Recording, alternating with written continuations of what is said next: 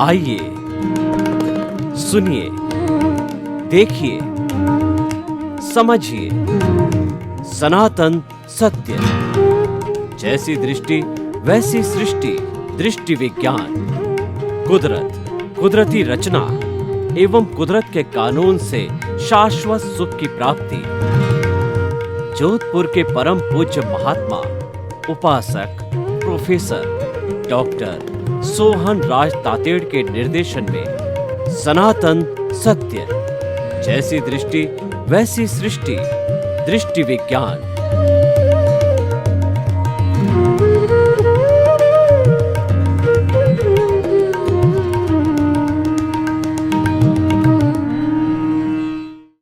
भाई और बहनों, आज का बहुत सुंदर विषय वर्तमान जीवन निर्माण के सूत्र। हर व्यक्ति जीवन का निर्माण करना चाहता है।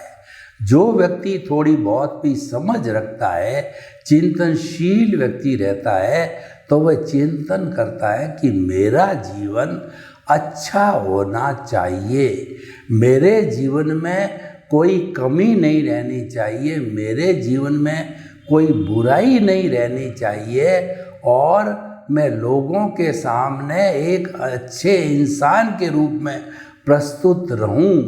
तो उसके कुछ न सूत्र होते हैं। हर चीज़ को अच्छा बनाने का एक तरीका होता है। तो जीवन निर्माण के भी सूत्र अनेक हो सकते हैं, लेकिन समय के हिसाब से हम आज 5 मुख्य सूत्रों की व्याख्या करेंगे, जो मौलिक रूप में अगर इंसान उन सूत्रों के ऊपर ध्यान देता है, उन सूत्रों के अनुरूप जीवन निर्माण करता है, तो निश्चित ही वह एक अच्छा इंसान बन सकता है। वह एक अच्छे परिवार का निर्माण कर सकता है, वह एक अच्छे समाज का निर्माण कर सकता है। तो जैसा कि हमारा टाइटल है कि वर्तमान जीवन, तो पहला सूत्र यही है कि वर्तमान में जीना। प्राय मनुष्य जो है अधिक समय भूत और भविष्य में जीकर के अपने जीवन को खराब करता है, या तो वह 24 घंटे के अंदर अधिकतम समय भूतकाल की स्मृति के अंदर जो है बिता देता है कि मेरे पिताजी चले गए, मेरी माता चली गई, मेरी पत्नी चली गई, वो ऐसा था, ऐसा हो गया, ऐसा हो गया, यानी आर्त ध्यान करता है। और कुछ लोग होते हैं भविष्य की कल्पना के अंदर डूब जाते हैं। दे बिल्ड दी एयर कैशल्स, हवाई किले बनाते हैं। मैं इंजीनियर बन जाऊंगा, चार्टर्ड बन जाऊंगा, ऐसा करूंगा, वैसा करूंगा। वो जो है अपने मुंह मिट्टू बनते हैं और वो हवाई किले बनाते हैं। दोनों स्थितियां खराब है। जो सही स्थिति है वर्तमान में जीना। yesterday has gone away, tomorrow never exists, the moment of the present is with us to do something.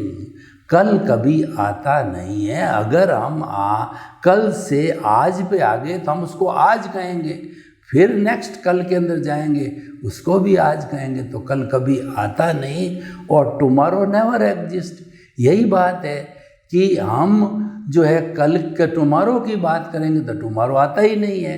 तो इसीलिए क्या है कि हमेशा वर्तमान में जियो। यह बात अलग है कि हमें भूत भविष्य वर्तमान की कई बार अखंड समीक्षा करनी पड़ती है। तो मन का उपयोग करो और थोड़े समय के लिए, कुछ सेकंड के लिए, कुछ मिनटों के लिए आप जो है वो भूतकाल में जाकर के और वो अनुभव जो गैदर करके ले आइए, या भविष्य में चले जाइए। आपकी क्या कल्पना है, आपकी क्या कहना चाहिए मंजिल है, जाके पुनः लौट आ जाइए, क्योंकि वो तो मंजिल है, वो प्राप्त होगा वर्तमान में काम करने के लिए। और हम भूत में क्यों जाते हैं? बॉटलनेक्स को देखने के लिए कि पहले जो हमने ये कार्य किया था उसमें क्या गलतियां रही, क्या अच्छाइयाँ रही, किस वजह से सफल हुए, किस वजह से असफल हुए, उसका जो कहना चाहिए चीरा फाड़ा करना, उसका जो विश्लेषण करना, उसकी समीक्षा करना, वो उसके उस मामले में हमको जो है वो भूत भविष्य वर्तमान को जो है वह तीनों को आपस के अंदर जो है देखना पड़ता है। तो कुल मिला के वर्तमान में जीना यह भावक क्रिया कहलाती है।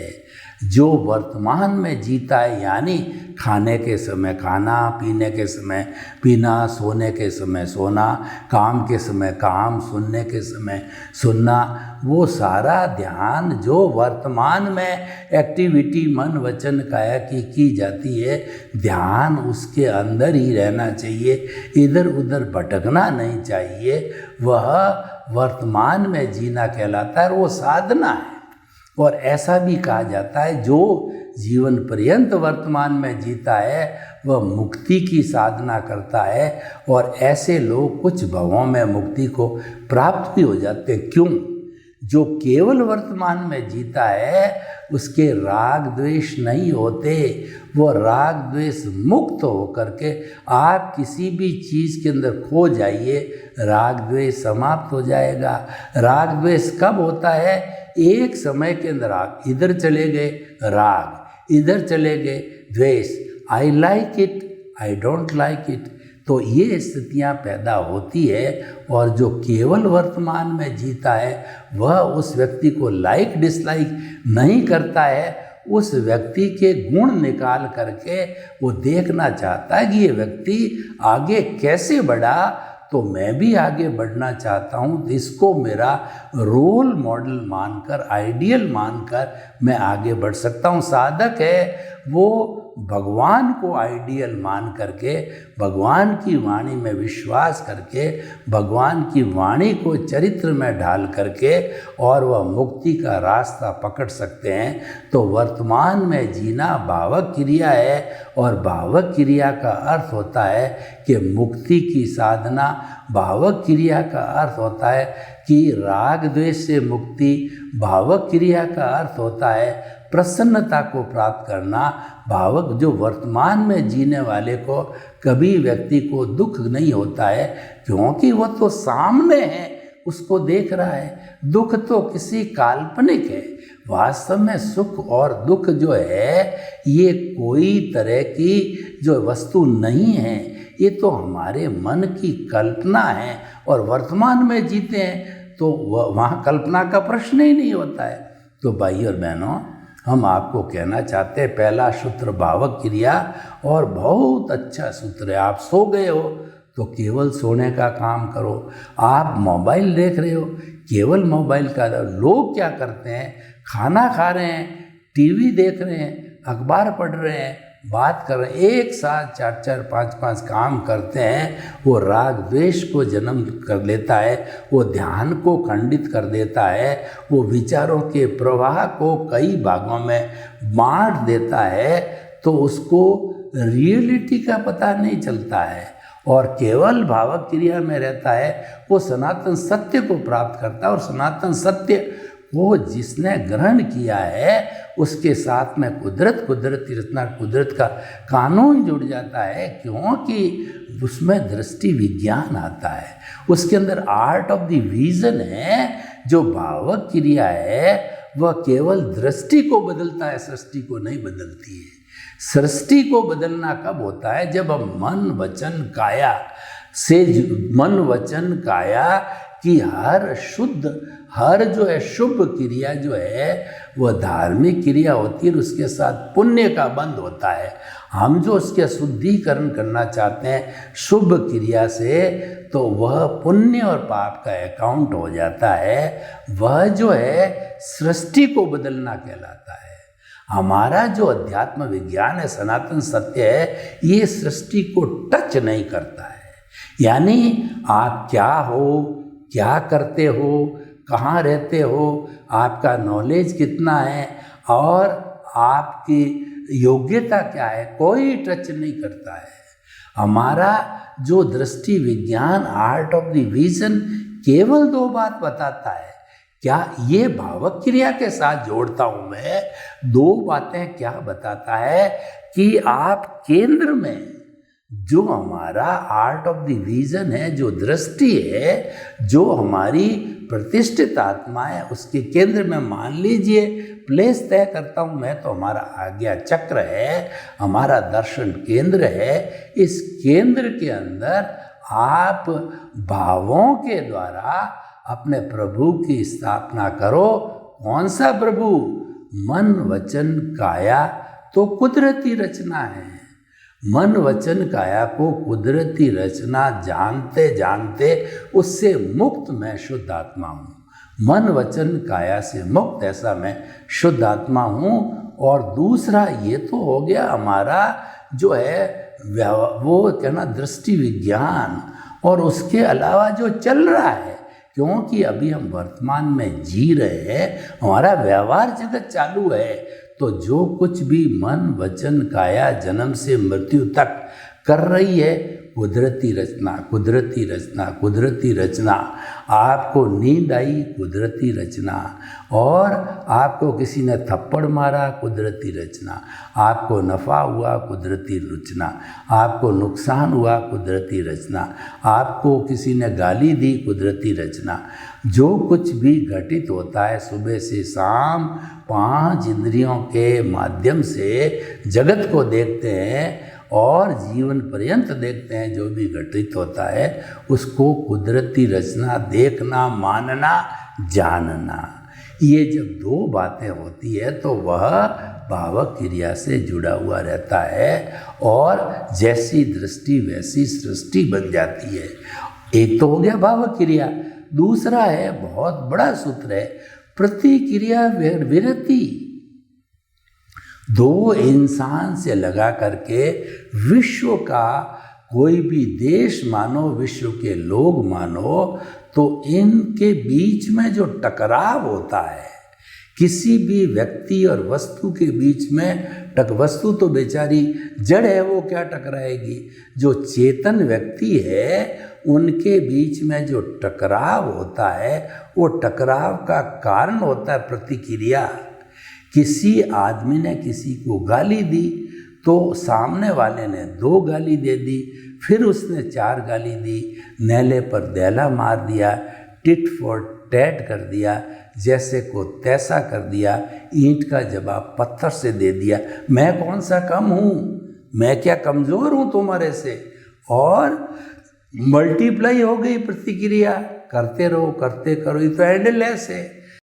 ये प्रतिक्रिया होते होते अगर पब्लिक प्लेस है तो 2 गुट बन गए, 2 गुटों में लड़ाई हो गई, लकड़ियां निकाल दी, पुलिस आ गई, ठोका पीटी हो गई, कोई घायल हो गया, कोई मर गया, और उसके बाद में पुलिस पकड़ के ले गई, कोर्ट केस बन गया।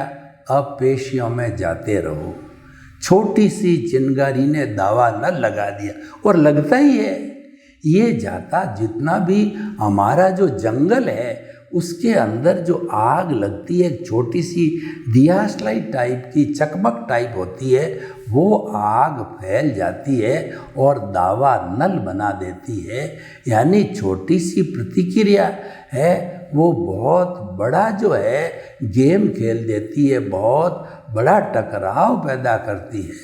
भावक क्रिया प्रतिक्रिया व्यक्ति, और उससे हमारे को बहुत नुकसान होता है। प्रतिक्रिया को हम रोक लेते हैं। मान लो किसी ने हमें कुछ गाली दे दी, बुरा कह दिया, कुछ भी कर लिया हमारा, आप चुपचाप रहे, आपने उसकी गाली को एक्सेप्ट नहीं किया, गाली वापस चली जाएगी।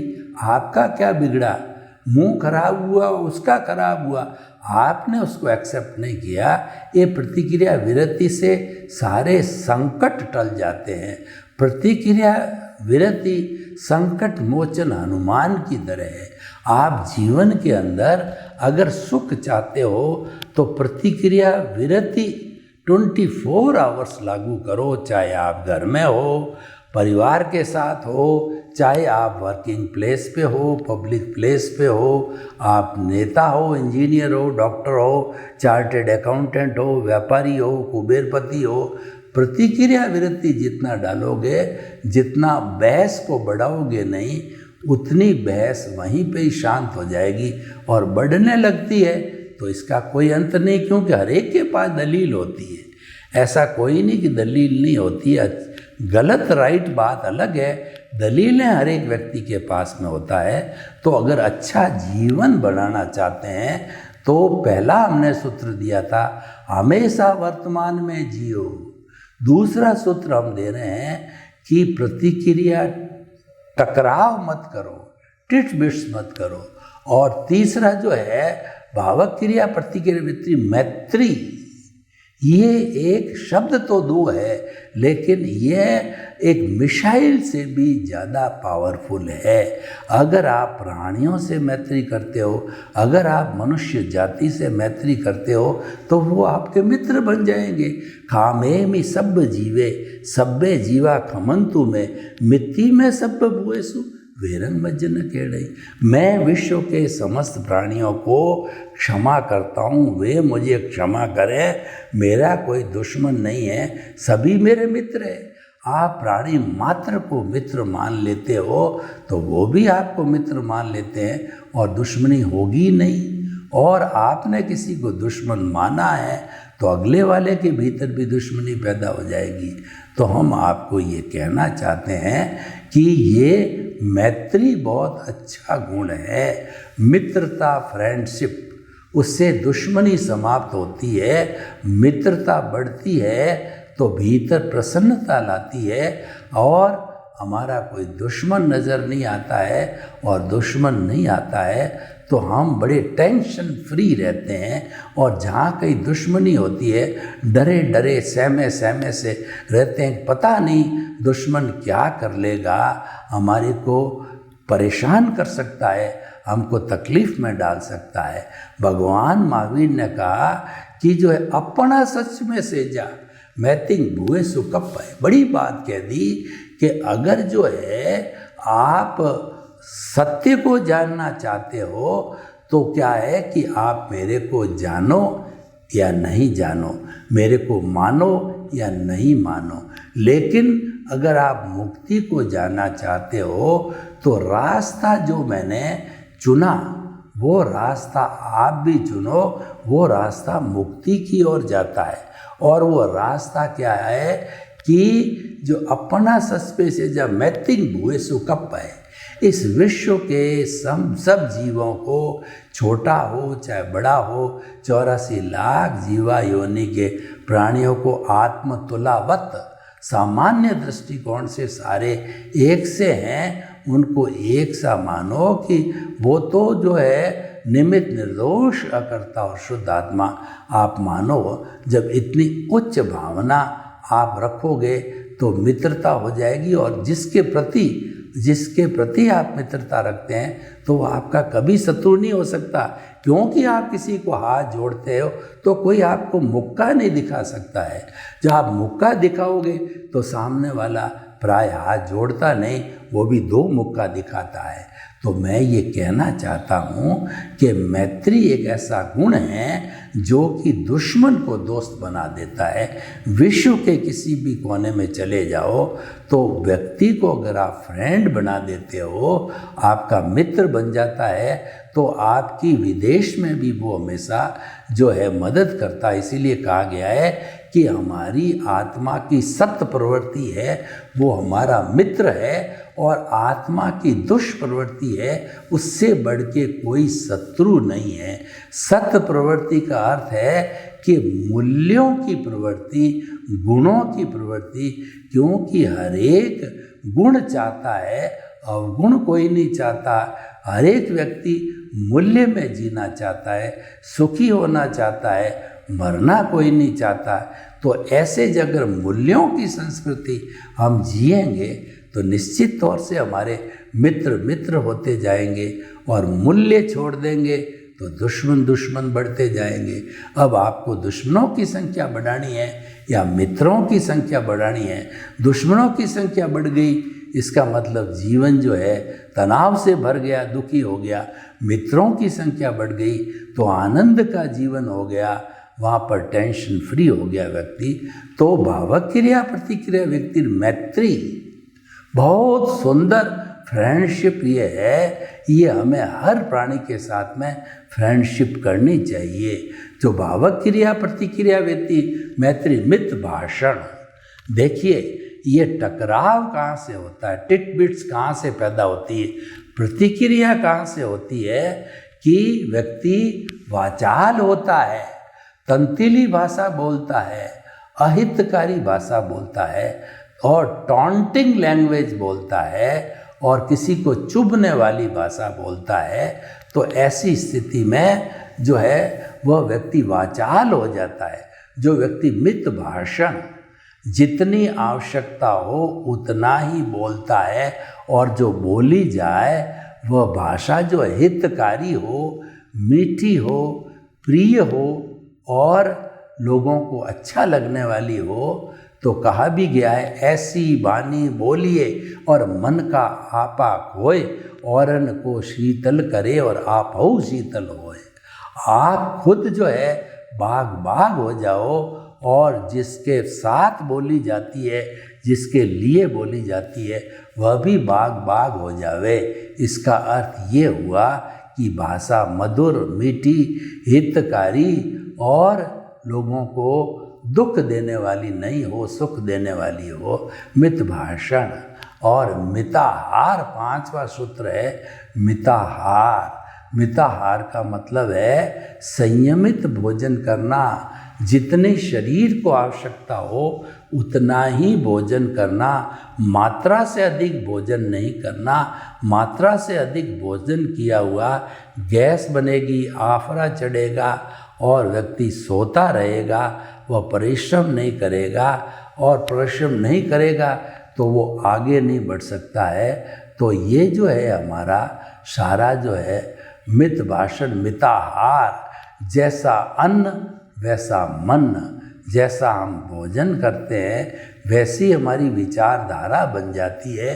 5 तरह के कोष बताए गए हमारे जीवन के अंदर, वो है अन्नमय कोष, प्राणमय कोष और ज्ञानमय कोष, विज्ञानमय कोष और आनंदमय कोष। इसका प्रारंभ होता है अन्नमय कोष। जैसा अन्न वैसा मन से, तो हमारा भोजन है हितकारी होना चाहिए।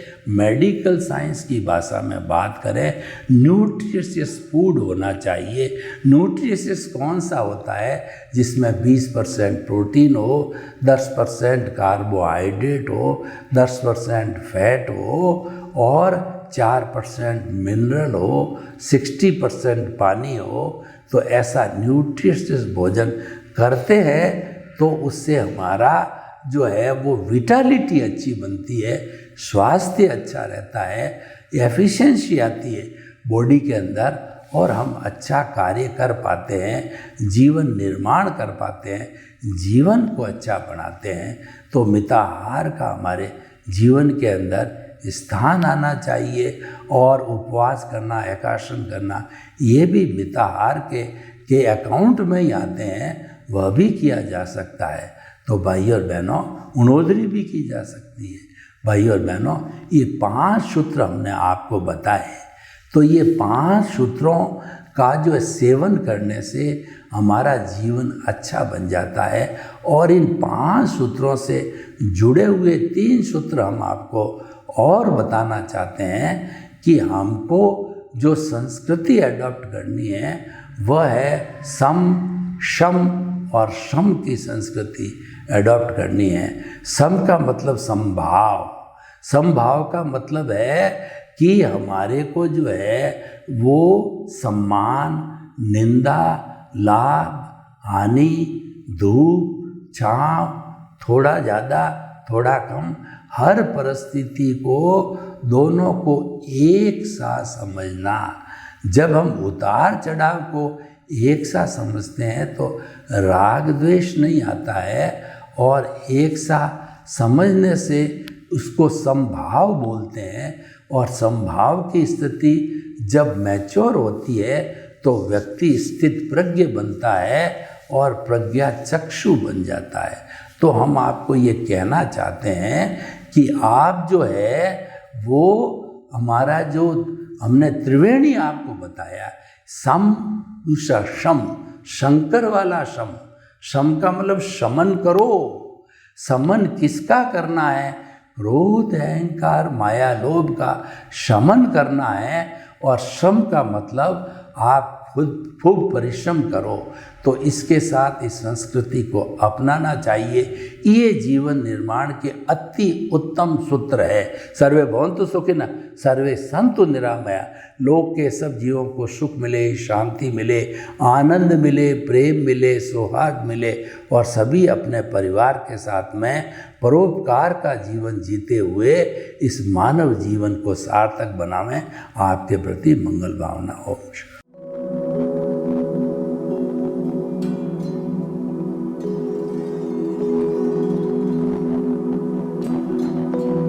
एक ऐसा अंतर्राष्ट्रीय ख्याति प्राप्त मानव जो गुरु प्रेरणा से पिछले 20 वर्षों से वानप्रस्थ जीवन जीते हुए 24 घंटे मानवता की सेवा में संलग्न है। एक ऐसा मानव जो अभी राष्ट्रीय, अंतर्राष्ट्रीय टीवी चैनलों पर 7,500 एपिसोड के माध्यम से सनातन सत्य, आत्मविज्ञान एवं पुनरुत्थान, व्यवहार एवं निश्चय जगत के जीवनोपयोगी विषयों पर हृदय स्पर्शी प्रवचन कर चुका है। उस मानव का नाम है महात्मा उपासक प्रोफेसर डॉक्टर सोहन राज तातेड़। प्रोफेसर तातेड़ द्वारा योग, दर्शन, शिक्षा विषयों पर रचित पीएचडी स्तर के 250 शोध ग्रंथ भारत के 100 प्रतिष्ठित विश्वविद्यालयों में शोधार्थी पढ़ रहे हैं तथा वे सभी शोध ग्रंथ वहां की सेंट्रल लाइब्रेरियों में उपलब्ध हैं। महात्मा सोहन राज ने अभी तक हजारों स्कूलों, कॉलेजों, विश्वविद्यालयों एवं संस्थाओं में सेमिनार, वर्कशॉप, कैंप लगाकर लाखों विद्यार्थियों को योग, दर्शन, शिक्षा का प्रशिक्षण देकर उन्हें सुसंस्कारित किया। डॉक्टर तातेड़ ने भारतीय संस्कृति उत्थान के 4000 से अधिक समसामयिक विषयों पर आर्टिकल लिखकर ऑनलाइन जर्नल, पत्रिकाओं, वेबसाइट्स पर प्रकाशित किया, जिसका उपयोग लाखों पाठक कर रहे हैं। उपासक तातेड़ के 5000 से अधिक आज का सुविचार, आज का शुभ संदेश, आज का मंगल भावना योग आदि चिंतन websites, Twitter, blogger, Facebook, YouTube माध्यमों से लाखों लोग अपना जीवन निर्माण कर रहे हैं। मानवता के मसीहा ऐसे महामानव महात्मा सोहन राज तातेड़ के प्रोफाइल को अभी तक विश्व के 20 लाख दर्शक यूट्यूब पर, 12 लाख गूगल पर एवं लाखों दर्शक फेसबुक, ब्लॉगर, ट्विटर और इंस्टाग्राम पर देख चुके हैं।